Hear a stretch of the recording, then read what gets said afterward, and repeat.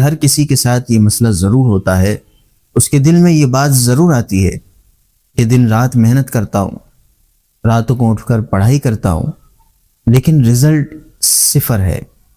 اس کی کیا وجہ ہے؟ اس کی وجہ یہ ہے کہ ہم محنت تو کرتے ہیں لیکن ہماری محنت میں برکت نہیں ہے۔ تو برکت کیسے حاصل ہوگی؟ اس کے لیے 3 چیزیں ہیں۔ سب سے پہلی چیز ہے رزق حلال، کیونکہ حلال میں برکت ہے۔ اور دوسری چیز فجر کی نماز ہے۔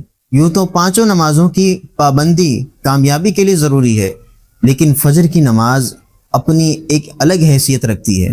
اللہ کے رسول صلی اللہ تعالی علیہ وسلم نے دعا فرمائی ہے کہ یا اللہ میری امت کے لیے صبح کے وقت میں برکت عطا فرما۔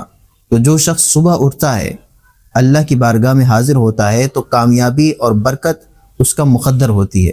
اور تیسری چیز ہے شکر گزاری۔ قرآن مجید میں اللہ رب العزت اس کے متعلق فرماتا ہے لَإِن شَكَرْتُمْ لَأَزِيدَنَّكُمْ، اگر تم شکر ادا کرو گے تو اللہ رب العزت تمہاری نعمت میں اضافہ فرما دے گا۔